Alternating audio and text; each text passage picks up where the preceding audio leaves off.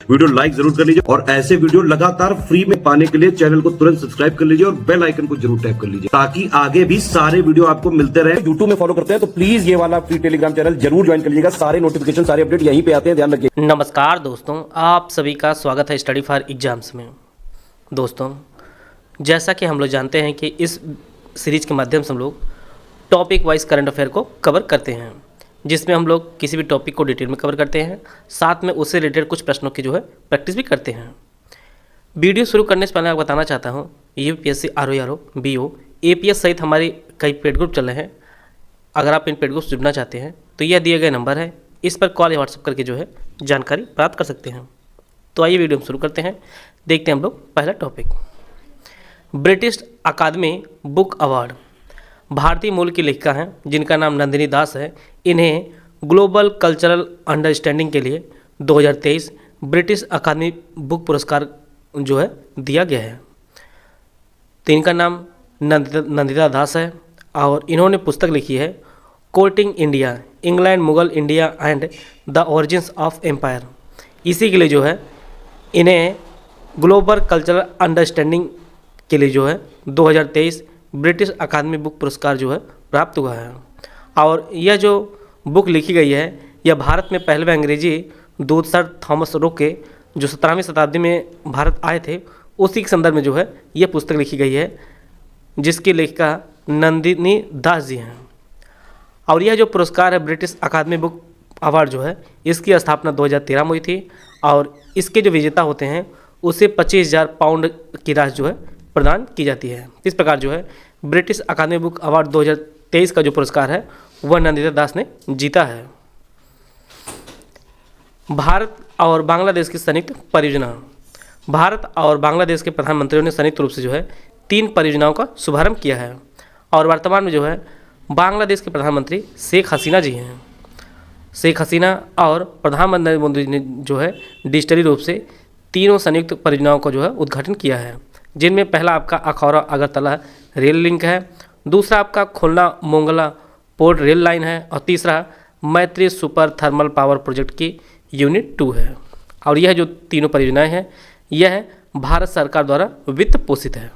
तो पहली जो परियोजना है अखौरा अगरतला रेल लिंक, इसकी जो कुल लंबाई है वो 12.24 किलोमीटर इसकी कुल लंबाई है। और यह अगरतला अखौरा रेल लाइन में जो त्रिपुरा में टोटल 5.4 किलोमीटर यह आपका भारतीय क्षेत्र है और बांग्लादेश में यह 6.78 किलोमीटर बहमन बरिया जिले के अखौरा उपजिले में स्थित है।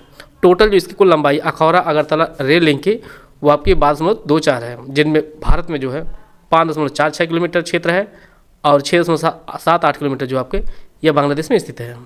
और यह बांग्लादेश और भारत के पूर्वोत्तर राज्यों के बीच पहला रेल लिंक है, अखौरा अगरतला रेल लिंक। दूसरा आपका खुलना मोंगला रेल लिंक है। इस परियोजना में total 65 kilometre broad gauge rail मार्ग का निर्माण शामिल है और यह आपके मोंगला बंदरगाह को खुलना में मौजूद रेल नेटवर्क जोड़ता है। यह आपके बांग्लादेश में स्थित है और बांग्लादेश का दूसरा सबसे बड़ा जो बंदरगाह है वो आपका मोंगला है। अगर प्रश्न आपकी परीक्षा में आता है कि बांग्लादेश का सबसे बड़ा जो बंदरगाह कौन सा है तो आपका चटगांव है और मोंगला आपका दूसरा है। तीसरा जो प्रोजेक्ट है वो आपका मैत्री सुपर थर्मल पावर प्रोजेक्ट है।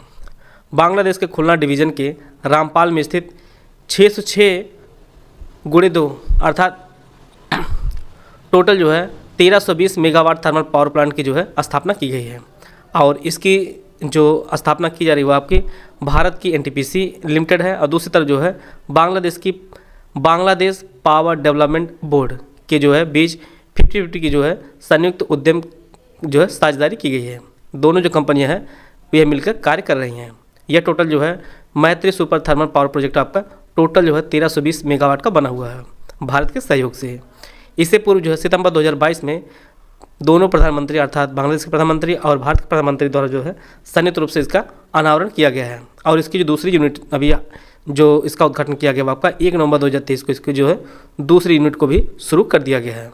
इस प्रकार मैत्री सुपर थर्मल पावर प्रोजेक्ट ये भारत के सहयोग से बांग्लादेश में स्थापित किया गया है। इसकी जो कुल क्षमता आपकी 1320 मेगावाट इसकी कुल क्षमता है और इसमें भारत की कंपनी एनटीपीसी लिमिटेड इसमें कार्य कर रही है।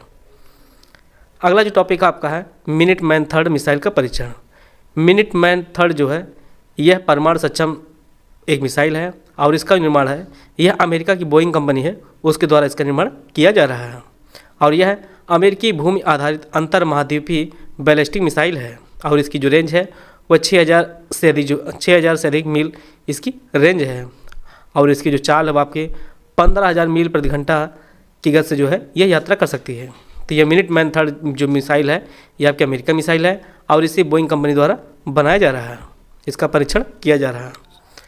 आइए हम लोग इससे रिलेटेड कुछ प्रश्न को देखते हैं। पहला जो यहाँ पे 2 स्टेटमेंट दिया गया है। पहला जो स्टेटमेंट है, नंदिनी दास को ग्लोबल कल्चरल अंडरस्टैंडिंग के लिए 2023 ब्रिटिश अकादमी पुरस्कार जो है दिया गया है। दूसरा जो आपका स्टेटमेंट है, परमाणु सक्षम मिनटमैन थर्ड बोइंग कंपनी द्वारा बनाया गया है। यहाँ पर आपको ऑप्शन दिया गया है, केवल एक सही, दोनों सही है, इनमें से कोई नहीं सही है या केवल 2 सही है। तो इसका जो पहला स्टेटमेंट वह सही है। नंदिनी दास को जो है ग्लोबल कल्चरल अंडरस्टैंडिंग के लिए 2023 ब्रिटिश अकादमी पुरस्कार जो है प्रदान किया गया है। यह आपका स्टेटमेंट सही है। दूसरा जो स्टेटमेंट यह भी सही है, परमाणु सक्षम मिनटमैन थर्ड जो है यह अमेरिका कंपनी बोइंग द्वारा जो है बनाया गया है। तो इसका जो दोनों स्टेटमेंट आपका सही है, पहला और दोनों आपका सही है। यहाँ पर भी 2 स्टेटमेंट दिया गया है। पहला जो स्टेटमेंट है, मैत्री super thermal power project Bharat और बांग्लादेश के मध्य जो है संयुक्त प्रक्रम है। दूसरा जो स्टेटमेंट है, बांग्लादेश का दूसरा सबसे बड़ा बंदरगाह मोंगला है। आपको बताना है कौन सा जो है कथन सही है, केवल 1, केवल 2, दोनों या इनमें से कोई नहीं। इसका जो पहला स्टेटमेंट है सही है, मैत्री सुपर थर्मल पावर प्रोजेक्ट जो है यह भारत और बांग्लादेश के मध्य संयुक्त प्रक्रम है। दूसरा जो स्टेटमेंट वह भी आपका सही है, बांग्लादेश का दूसरा सबसे बड़ा जो बंदरगाह आपका मोंगला है और बांग्लादेश का जो पहला बांग्लादेश का सबसे बड़ा जो बंदरगाह आपका वो आपका चटगांव है। दोनों फैक्ट आप लोग नोट करते चलिएगा। तो यहाँ पर दोनों स्टेटमेंट आपके सही हैं। आशा है आप सभी को बहुत कुछ जानने को मिला होगा। मिलते हैं नेक्स्ट वीडियो में, तब तक के लिए जय हिंद, जय भारत।